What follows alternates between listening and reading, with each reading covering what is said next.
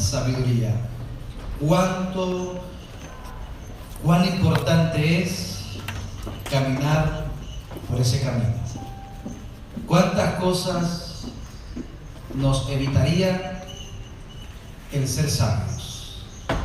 Dios está interesado de que su pueblo, de que sus hijos sean salvos, pero que también sean sabios. El camino de la sabiduría, y lo encontramos en Proverbios capítulo 1. Así es que los que tengan su Biblia ahí, búsquelo. Proverbios capítulo 1. Vamos a hablar algunos detalles del primer capítulo. Algunos digo porque la palabra del Señor es tan extensa, ¿verdad?, que para poder abarcar todo nos tomaría mucho tiempo. Proverbios capítulo 1, versículos del 1 al 6. Vamos a leer, vamos a ponernos sobre nuestros pies. No aparecen ahí en la pantalla todos los pasajes, por eso quiero que lo busquen en su Biblia. Proverbios capítulo 1, versículos del 1 al 6. Dice la palabra del Señor así: los proverbios de Salomón, hijo de David, rey de Israel, para entender sabiduría y doctrina, para conocer razones prudentes, para recibir el consejo de prudencia, justicia, juicio y equidad, para dar sagacidad a los simples y a los jóvenes inteligencia y cordura. Oirá el sabio y aumentará el saber, y el entendido adquirirá consejos, para entender proverbio y declaración, palabras de sabios y sus dichos profundos. Amado Dios, te damos gracias por tu palabra. Te pedimos, Señor, que nos instruyas en esta tarde. Te lo pedimos en el nombre de Jesús. Amén. Gloria a Dios. Pueden tomar asiento, mis amados hermanos. El camino de la sabiduría. Los proverbios, y es que como es el primer capítulo de Proverbios, y quiero introducir que los proverbios son cápsulas pequeñas de sabiduría, como esas cápsulas que usted toma para aliviar su cuerpo. Los proverbios son esas cápsulas de sabiduría para nuestra alma, para nuestra vida. ¿Qué es lo que hacen los proverbios si nosotros somos observadores y aplicamos la palabra? Hacen centrar los pensamientos, llevando a que el lector, en este caso nosotros en esta tarde, reflexionemos de cómo podemos aplicar los principios divinos en las diversas actitudes o circunstancias de la vida. Usted y yo, por el hecho de estar vivos, tenemos que tomar decisiones a diario. Y esas decisiones tienen que ser dirigidas completamente por el consejo de Dios, que es el que conoce mejor nuestro destino y nuestra vida. Pero nos ha dado la oportunidad de que tomemos nosotros esa decisión. Qué tremendo es, ¿verdad? Qué bonito es que otros decidan por nosotros. Pero Dios no, Dios nos dejó a nosotros el libre derecho de decidir por nosotros mismos. Y si usted decide sabiamente, usted caminará de una manera provechosa. Como pastor, hermanos, espero que podamos llevar el paso del Espíritu Santo en este sermón. No se adelante ni se atrase. Vaya con el Señor y vaya tomando usted su cápsula. Yo ya tomé la mía. Es más, yo ya pasé por todo esto y el Señor me ha disciplinado. El Señor me ha aconsejado y también me ha motivado para seguir hacia adelante. En el Señor tenemos, o en su palabra, tenemos un verdadero mensaje para cada uno de nosotros. En la actualidad, hermanos, como en todas las épocas de la vida, el ser humano está buscando respuestas ante las circunstancias de la vida. Siempre, como lo dije al principio. En el libro de los Proverbios encontramos en concreto esta munición que necesitamos para nuestra peregrinación aquí en la tierra. Habrá un día que ya no necesitaremos más tomar decisiones. El día cuando partamos a la presencia de nuestro Dios. Ahí se terminó todo. Dice la Biblia que para el que muere, ahí se acabó el amor y se acabó el odio. Tranquilo. Pero mientras estemos vivos, estará el odio y estará el amor, y tendremos que tomar decisiones en medio de esos dos caminos espinosos. Sus decisiones son en amor o en odio. Espero que la palabra de Dios nos hable. Vamos a ver qué dice el primer versículo. Los Proverbios 1 y 2 vamos a leer. Dice: los Proverbios de Salomón, hijo de David, rey de Israel. Ojo, aquí está uno de los principios. Para entender sabiduría y doctrina, para conocer razones prudentes. Esta primera sección, hermanos, que tenemos aquí ante nosotros, contrasta entre la sabiduría y la necesidad, o la necedad o la insensatez.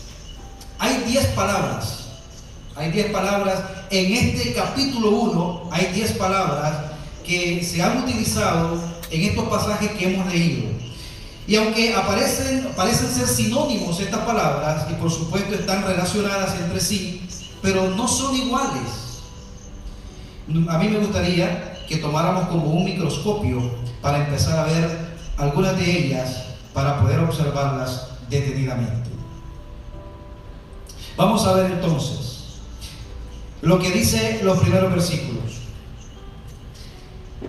Cuando yo estaba estudiando en el seminario, uno de los maestros nos dijo: cuando ustedes prediquen, traten de que cada palabra que ustedes digan tenga peso, que cuente.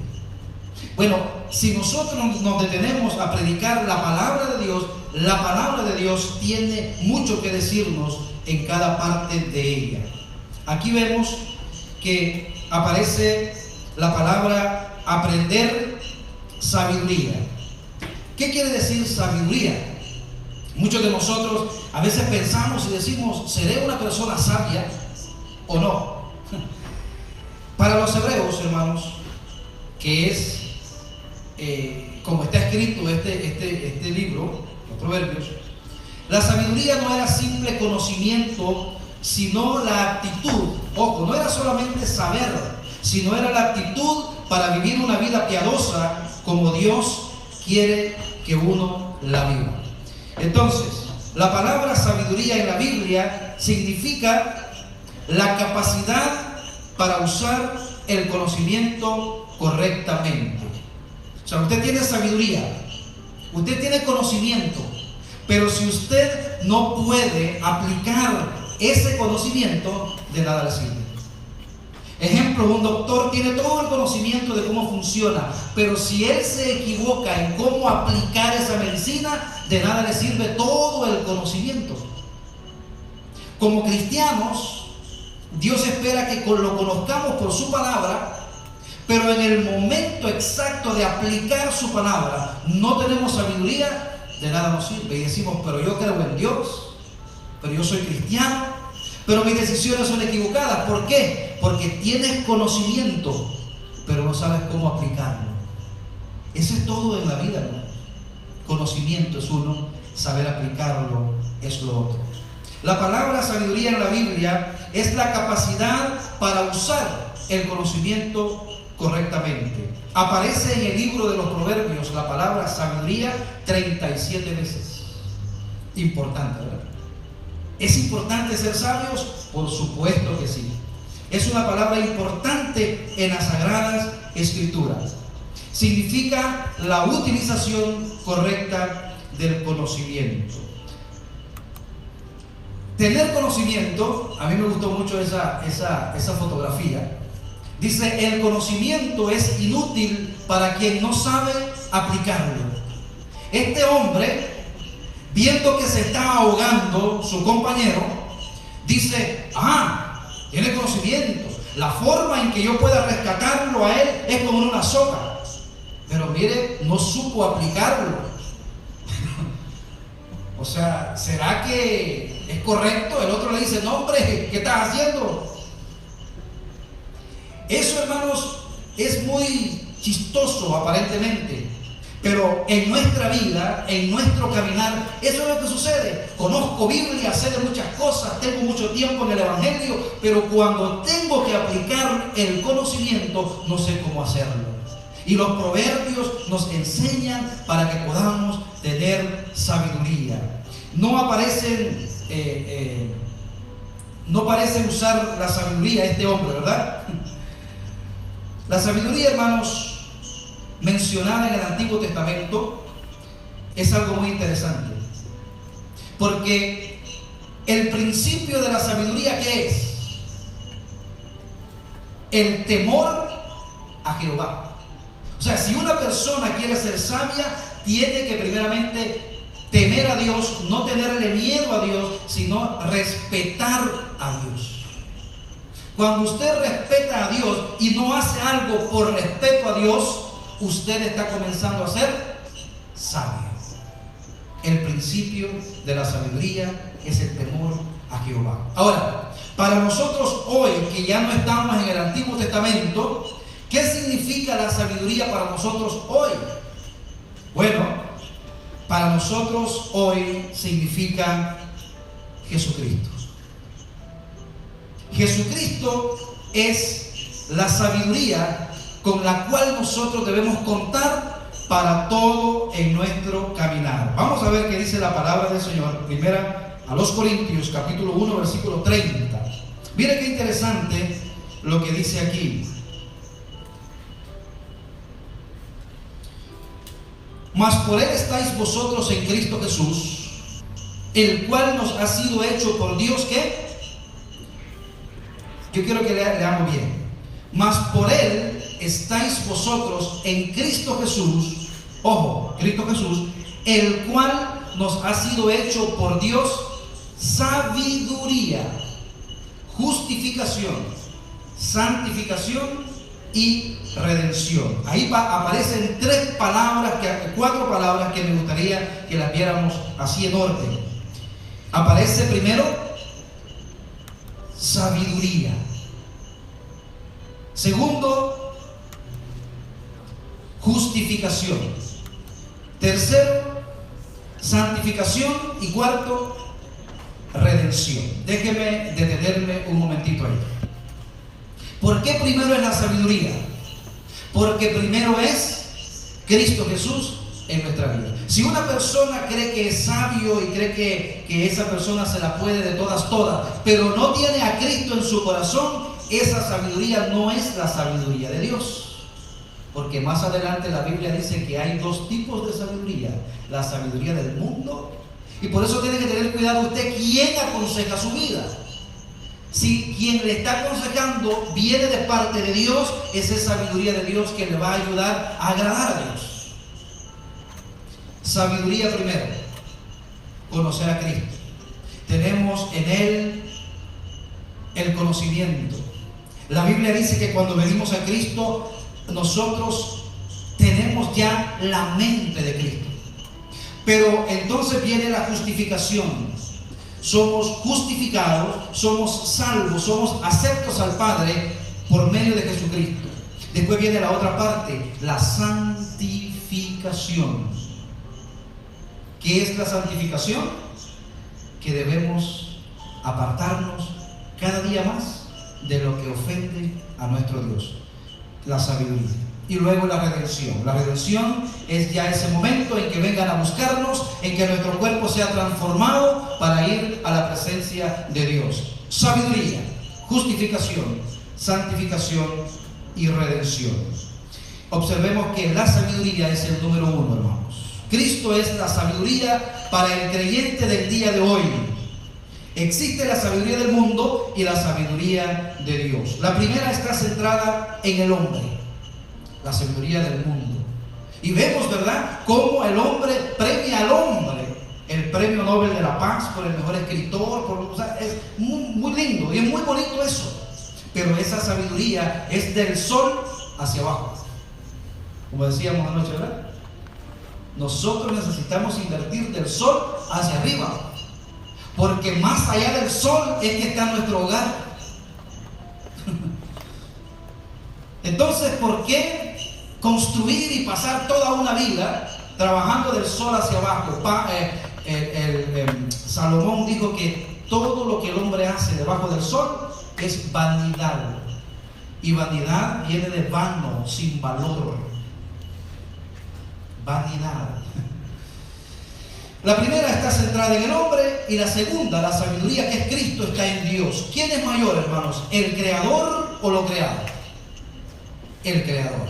Entonces es mejor que nosotros vayamos a la sabiduría de Dios. Entonces, como creyentes, conocer la sabiduría es conocer a Jesucristo. Pablo, el apóstol Pablo, hermanos, dijo en Filipenses 3, 8 y 10. Si usted ve que me voy yendo hacia otros versículos, es porque quiero, en el nombre del Señor, poner bien plasmado lo que es la sabiduría. Dice la palabra del Señor así: ciertamente, dice Pablo, aún estimo todas las cosas como pérdida por la excelencia del conocimiento de Cristo Jesús, mi Señor, por amor del cual lo he perdido todo y lo tengo por basura, para ganar ¿a quién? Para ganar a Cristo. Déjeme ir despacio en este pasaje. Ciertamente aún estimo todas las cosas como pérdida. Todo lo que había producido en Pablo, ganancia, lucro, todo eso, Pablo de alguna manera lo había puesto como basura, lo había puesto en segundo lugar, porque Pablo tenía una meta. Pablo quería conocer a Cristo. O sea, prácticamente Pablo quería obtener la sabiduría que se encuentra solamente en Cristo Jesús. Pablo dijo: yo tengo un anhelo. Dice: por la excelencia del conocimiento de Cristo, mi Señor, por el amor del cual lo he perdido todo y lo tengo por basura para ganar a Cristo. El apóstol Pablo aquí usa un verbo, de conocer, que Pablo usa en este pasaje, hermanos. Y esto es bien interesante: conocer a Cristo, para ganar a Cristo, o para conocer a Cristo. Hermano, si yo a usted le pregunto, ¿usted conoce a Cristo? Usted me va a decir sí. Y si yo le digo, deme una descripción bíblica de quién es Jesús, y usted es posible que me empiece a hablar que Cristo Jesús, las profecías del Antiguo Testamento, que nació de una virgen y todo el proceso. Ese no es del conocimiento del que Pablo está hablando. Pablo está hablando de un conocimiento por experiencia. Yo quiero caminar con Cristo y quiero que cada decisión en mi vida sea dirigida por el Señor y de acuerdo a su voluntad. Acuérdese que Pablo tenía bien claro el concepto de que Cristo no solamente era su Salvador, sino que Cristo ahora era su Señor. O sea, como esclavo, Pablo decía: yo no quiero hacer nada más que lo que mi Señor dice, yo quiero conocerle, hablando de una manera íntima. ¿Cómo nosotros conocemos a una persona? Cuando nosotros nos relacionamos con esa persona. Entonces sabemos qué le gusta, qué bromas no le gustan. En el matrimonio entendemos eso, ¿verdad? No me vuelva a decir eso, por favor. Eso no me gusta. Y cuando queremos usar las armas, se lo decimos. Pero ¿por qué sabemos eso? ¿Por qué usted sabe cosas? Usted no sabe cosas que mi esposa sabe de mí en cuanto a cosas que me gustan o no me gustan.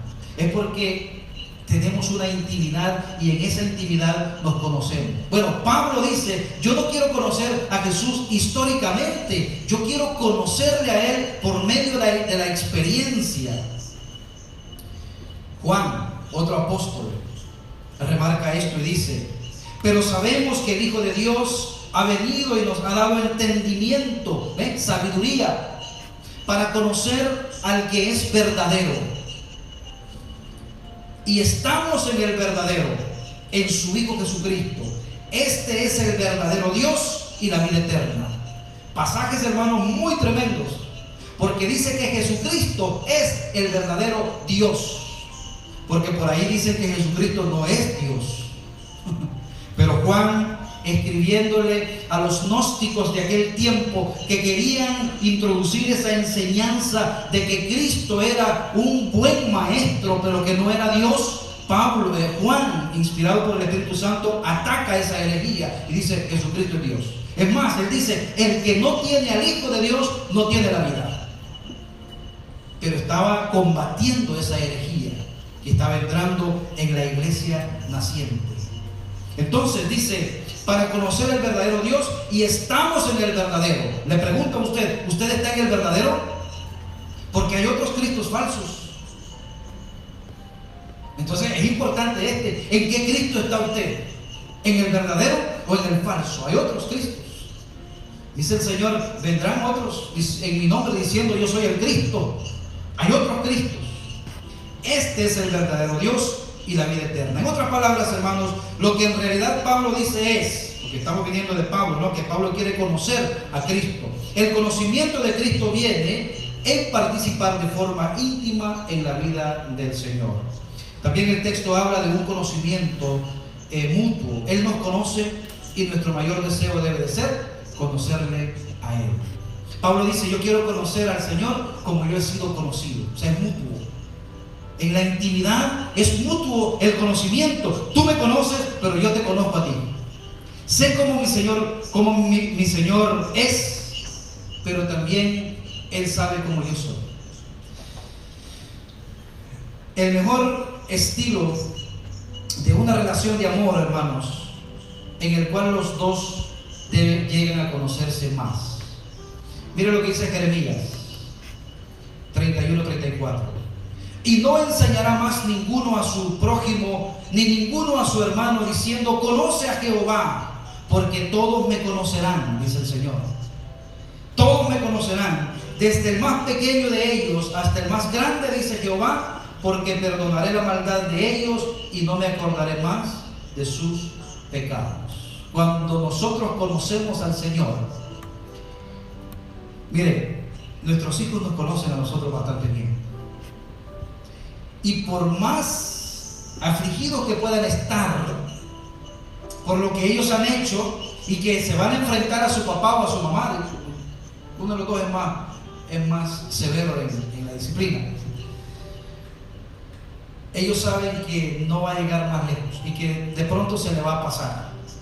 Y un medio castigo, y después va a obtener: vaya, ven a comer, pues, ven, mira lo que quieras, y ya. ¿Por qué? Porque saben, ¿verdad?, que Dios es, en este caso los padres tienen un amor muy grande. Dios es amplio en perdonarnos, pero quiere que vengamos a Él, quiere que lo conozcamos a Él y que Él nos conozca. Señor, he pecado contra ti. ¿Qué? ¿Dios lo va a agarrar a usted y lo va como una hormiga, lo va a hacer así, lo va a tirar? No. El Señor nos perdona y el Señor nos restaura. Amén. Por eso tenemos que conocerle a Él.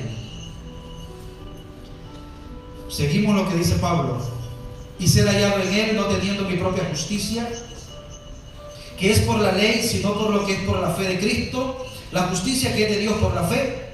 10. A fin de conocerle y el poder de su resurrección y la participación de sus padecimientos, llegando a ser semejante a Él en su muerte. O sea, Pablo dice: yo no quiero hacer lo que yo quiero, valga la redundancia.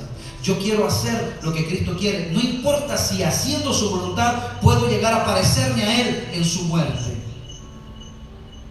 Se da cuenta que cuando queremos seguir la voluntad de Dios, esta carne tiene que morir. Por eso, hermanos, es importante la sabiduría de Dios y que nosotros sigamos. No va a ser fácil, pero sabemos que Pablo al final perdió su cabeza. Lo decapitaron al apóstol Pablo por predicar el Evangelio. Yo imagino el día en que Pablo estaba ya para ser sacrificado. Como decir: Señor, te he dado muchas ofrendas en mi vida, pero ahora yo soy la ofrenda.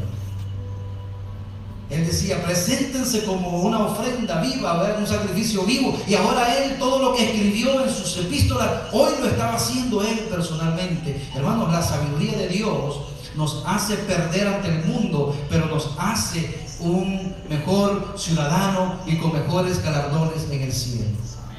Tenemos que realmente buscar lo que Pablo estaba anhelando. Realmente la necesitamos, la sabiduría, hermanos, aquí. Por lo tanto, la sabiduría es Cristo. Es la habilidad de poder usar el conocimiento acertadamente, como dijimos, ¿verdad? Conocer a Cristo es no actuar con insensatez. Conocer a Cristo nos hace una persona sabia. Usted puede que no sea alguien brillante, hermano. Porque si vamos a ver su vida y si vamos a hablar de qué grado hizo usted, pastor, no se meta en eso. ¿Hasta qué grado llegó usted? Entonces, académicamente, ante el mundo, ¿quién es usted? De pronto usted no sea nada. Y para el mundo usted no signifique mucho. Pero el Señor dice que a ese tipo de personas el Señor elige para darles una sabiduría en Él. Acuérdense de los discípulos que me habían ido a estudiar y de pronto decían, ¿de dónde estos aprendieron letra? Lo que pasa es que habían estado con Jesús. Si nosotros aprendemos a caminar con Jesús, seremos sabios y la gente lo sabrá. La única manera de conocerle al Señor es por medio de ¿qué? De su palabra. La segunda palabra que aparece en el texto de Proverbios 1 dice es doctrina o instrucción. Para entender doctrina o instrucción. Y esa palabra aparece 26 veces en el libro de Proverbios, doctrina. Lo interesante, hermano, es que a veces la misma palabra, doctrina o instrucción, significa también en hebreo corregir o castigar. Y aquí vamos entrando en un tema más complicado. Conocemos a Cristo y entonces inicia un proceso de la santificación, donde como hijos somos disciplinados. Miren, hermano, ¿cómo es que nosotros aprendemos a no meternos donde no debemos meternos? Casi siempre nunca es por palabras, ¿no? Mira, no haga eso. O sea, vean a los niños, cómo los niños ¿cómo un niño deja de meter un alambrito en el interruptor de la electricidad? ¿Cómo? ¿Por palabra o por experiencia? El perrito que tenemos en la casa le gusta comerse las esquinas de los muebles. Nosotros le pusimos limón en las esquinas. Él ya no se los come porque quiso lamer ahí y se dio cuenta que eso estaba feo. Dijo, todo el mueble está así es eso. Pero no aprendió porque yo le dije no lo haga, porque le dijimos muchas veces, pero lo aprendió por experiencia. Mire, lastimosamente nosotros como cristianos no aprendemos. Dichoso el cristiano que es sabio y aprende por la palabra, sin necesidad de llegar a la disciplina, que es lo que Dios no quiere. ¿A qué padre disfruta disciplinando a sus hijos? Yo no lo entiendo. Yo no entiendo el padre que disfruta disciplinar a sus hijos. Conocemos a Cristo y después viene la santificación, donde como hijos somos disciplinados hasta que el carácter de Cristo sea formado en nosotros. Ese es el propósito.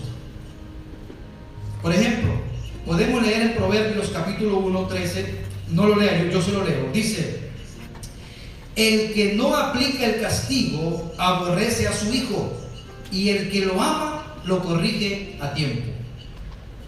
Y es cierto ese dicho, ¿verdad?, de los padres, es que te doy porque te amo. Entonces decimos nosotros, pues no me ame tanto. Pero sí, al principio esa disciplina no la entendemos.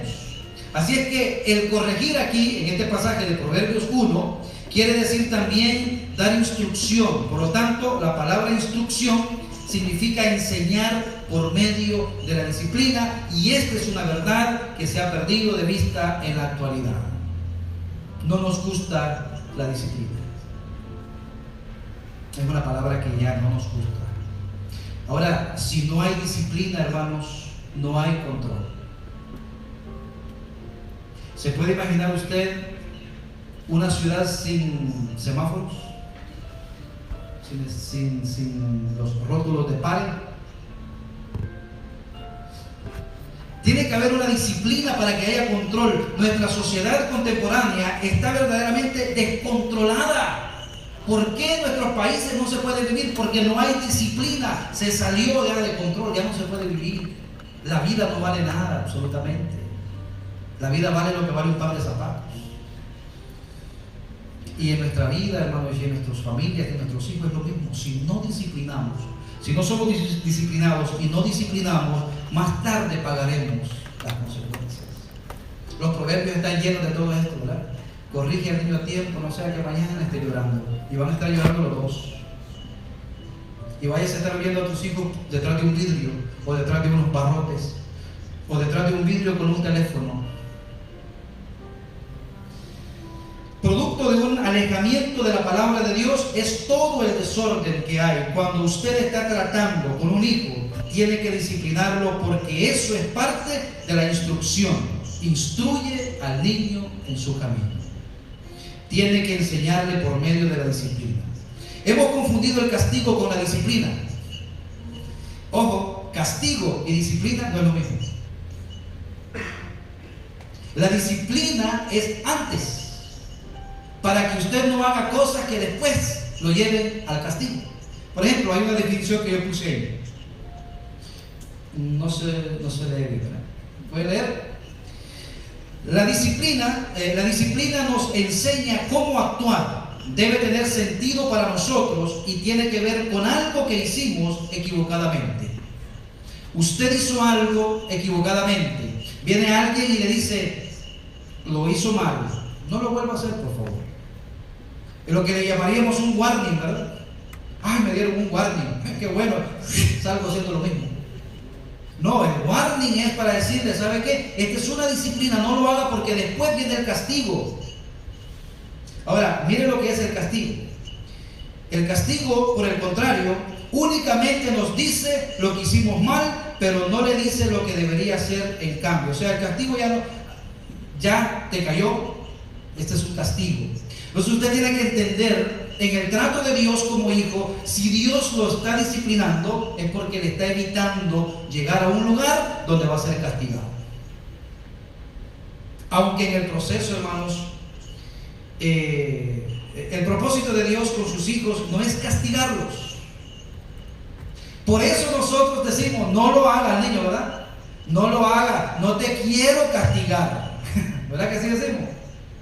Entonces lo disciplina antes. Esto no se hace porque no quiero castigarte. Bueno, ¿usted cree que Dios quiere castigar a sus hijos?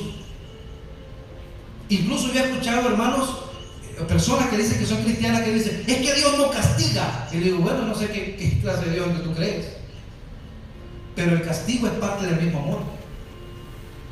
Pero Dios no quiere que lleguemos a ese punto donde Él nos vaya a castigar, porque ese no es su propósito, aunque en el proceso viene también el castigo. Veamos qué dice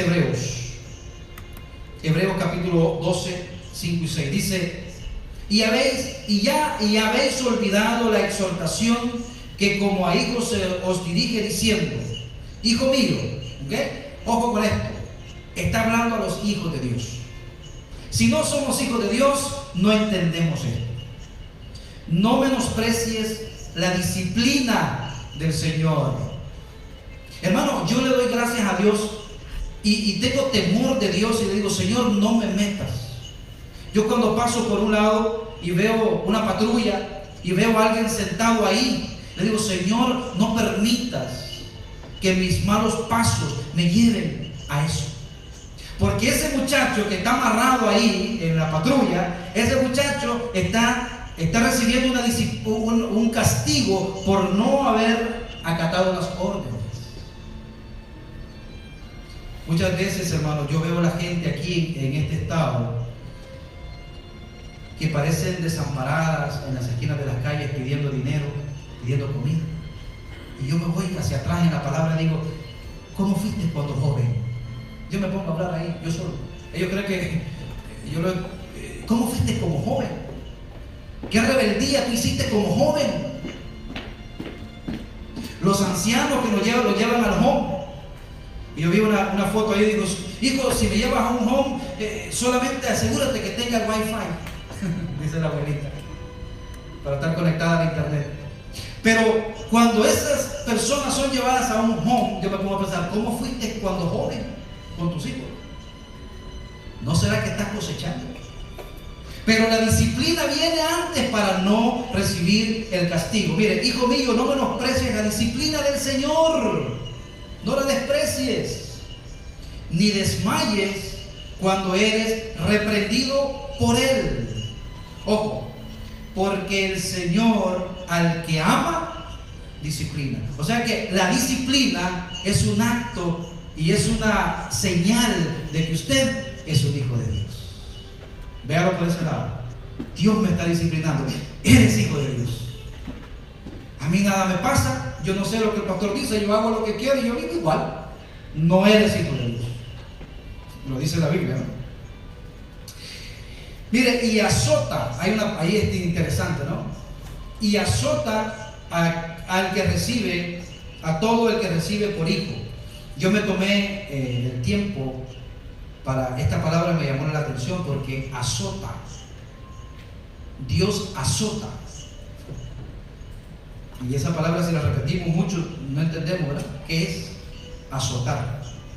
Pero si nosotros vemos los azotes que le daban a los discípulos, incluso al mismo Jesús cuando fue azotado, podemos darnos cuenta que el azote es sufrir un látigo.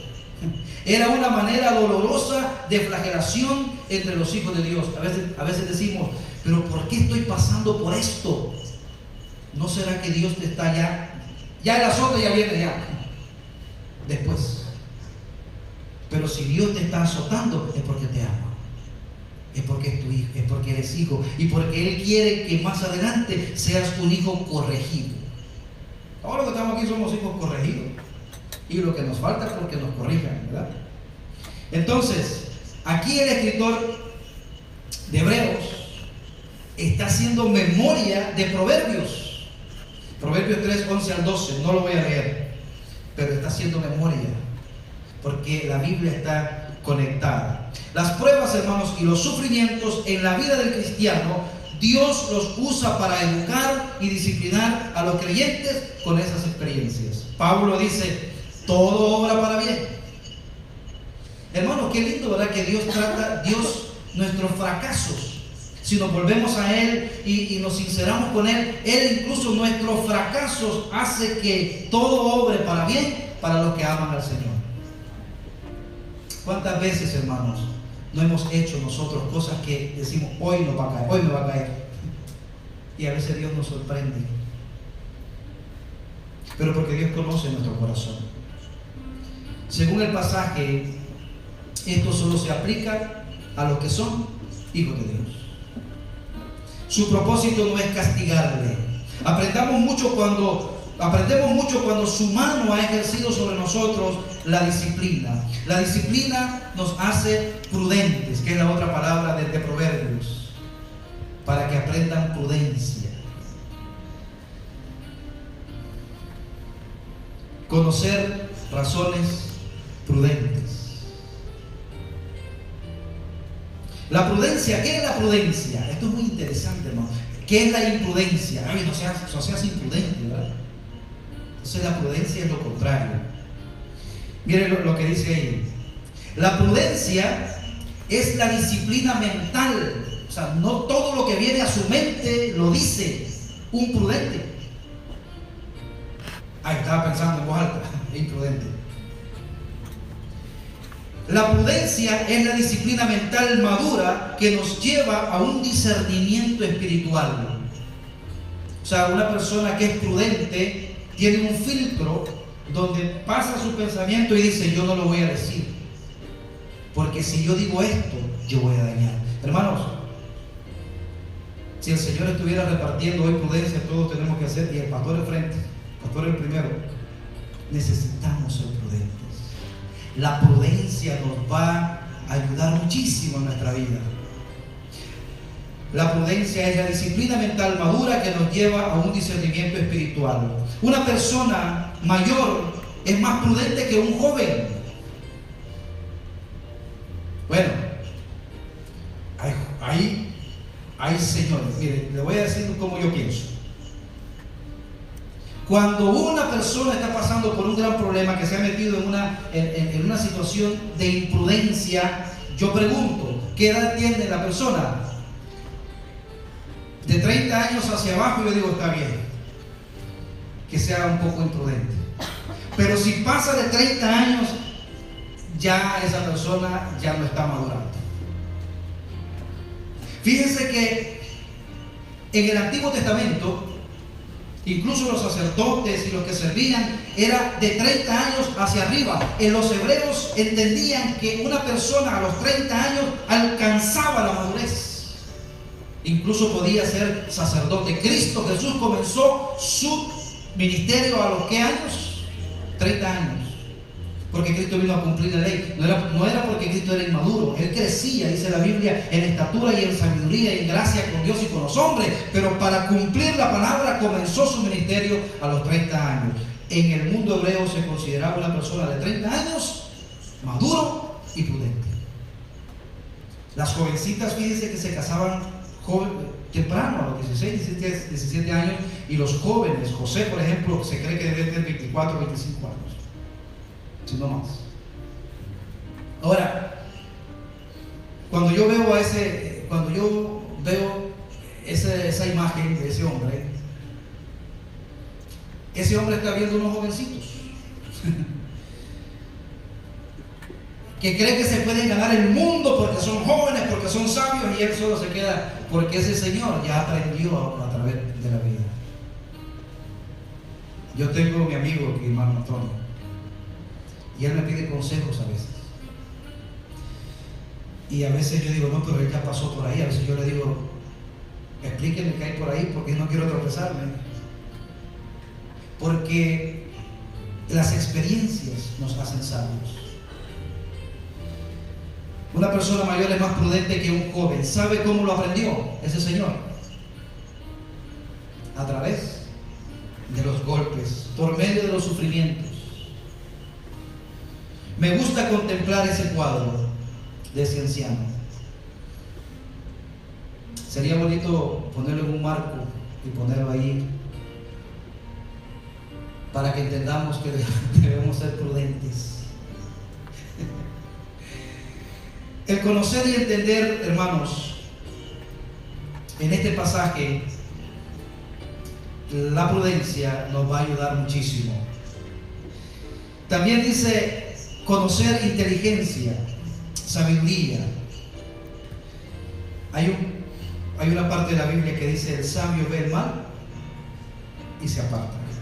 La prudencia nos debe llevar al segundo punto de lo que dice Proverbios 1, a entender para recibir el consejo de prudencia. En otras palabras, un hombre sabio y prudente puede gobernarse a sí mismo, lo que la Biblia llama dominio propio o templanza.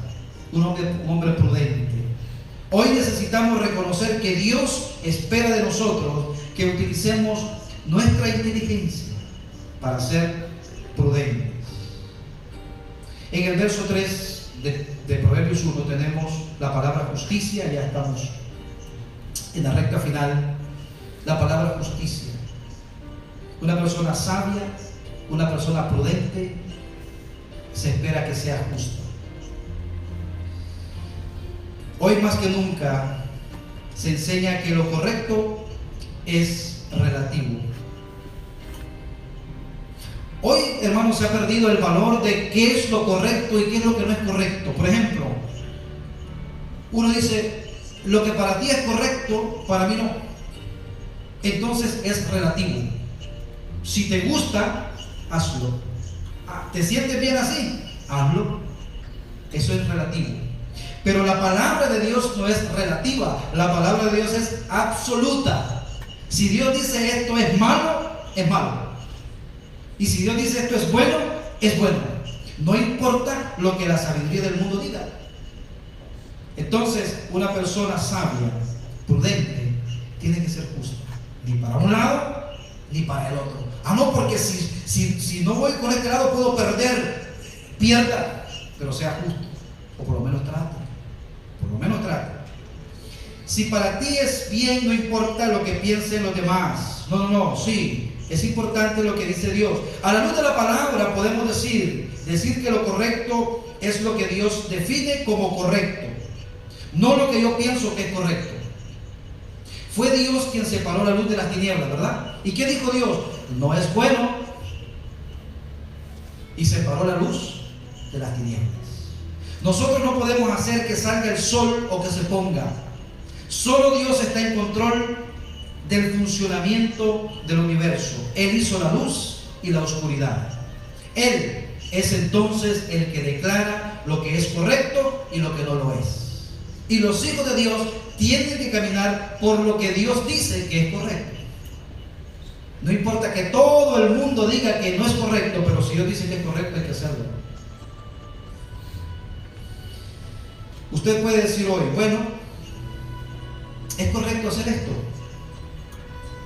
Es correcto y está bien, si Dios dice que así es. Alguien dirá, Dios dice eso, pero yo digo lo contrario. Ve, mucha gente dice, sí, Dios dice eso, pero yo digo lo contrario. Eso en la Biblia se llama rebelión. ¿Está mal hacer esto? Bueno, es malo si Dios dice que lo es. El que piensa lo contrario es porque ha elegido ser su propio Dios. Proféticamente, hermanos, el bien y el mal se han convertido en términos relativos. Estaba profetizado que en estos tiempos se iba a tergiversar todo. Isaías 5:20 dice, y mire que comienza con un ay, y ese ay es de dolor. Ay de lo que a lo malo le dicen bueno.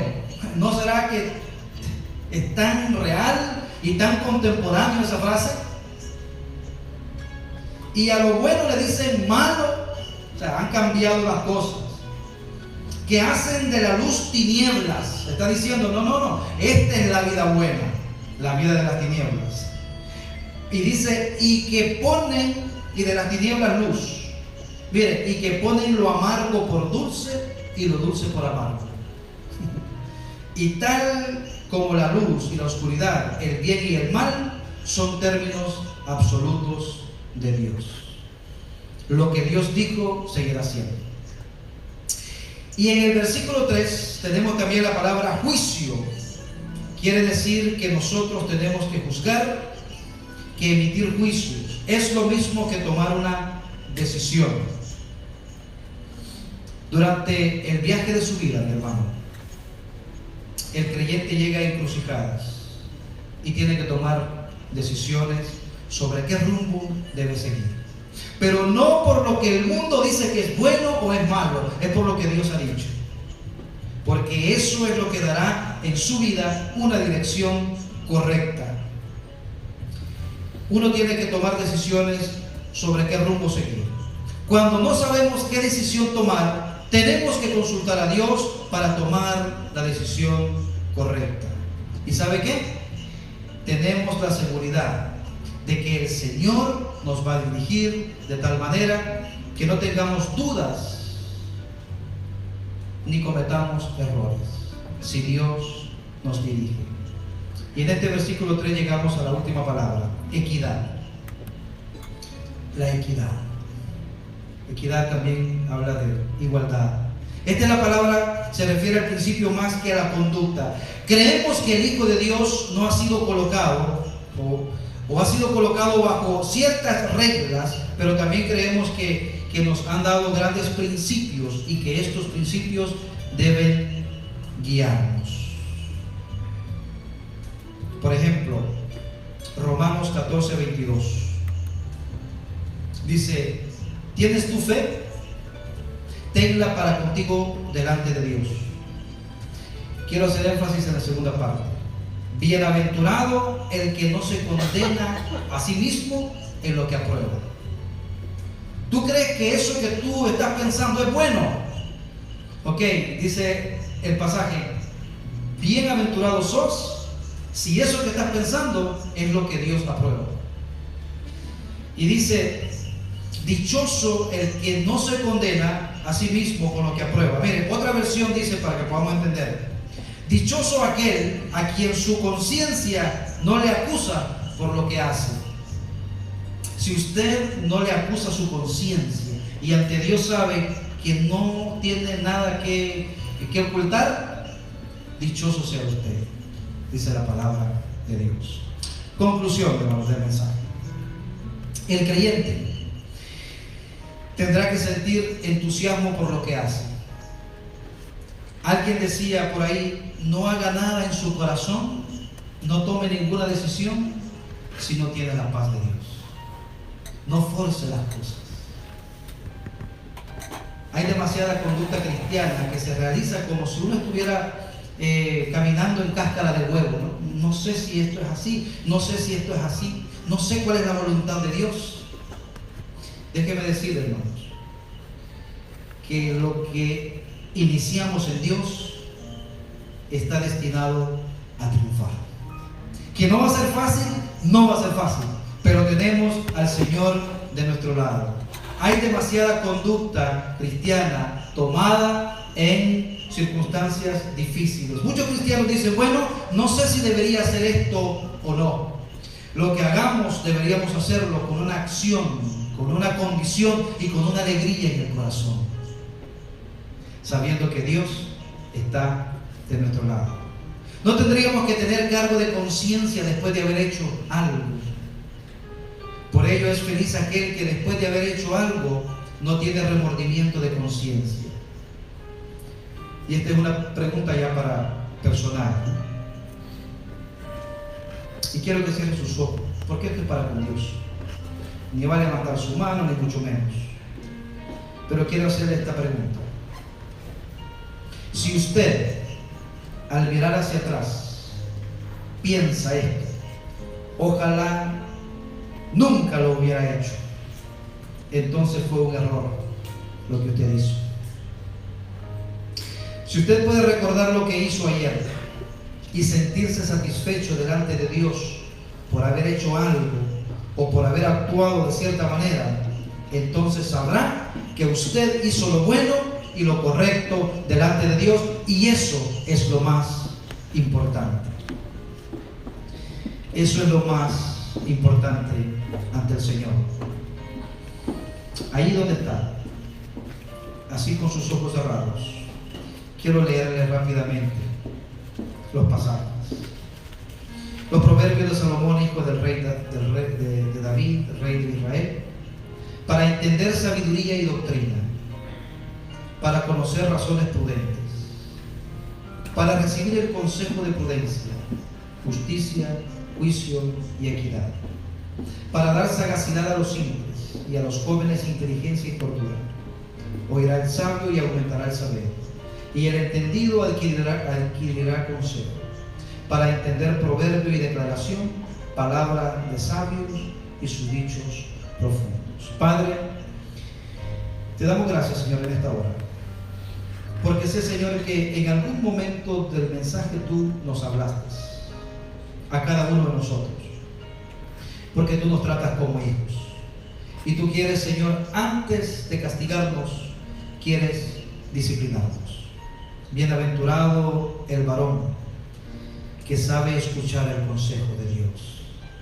Yo te pido, Espíritu Santo, que nos ayudes, y personalmente que me ayudes, Señor, a tener sabiduría, a ser prudente, a ser justo, y, Señor, a que pueda tener equidad, a que pueda, Señor, reconocer que más importante es lo que tú piensas que lo que puedan pensar mis amistades.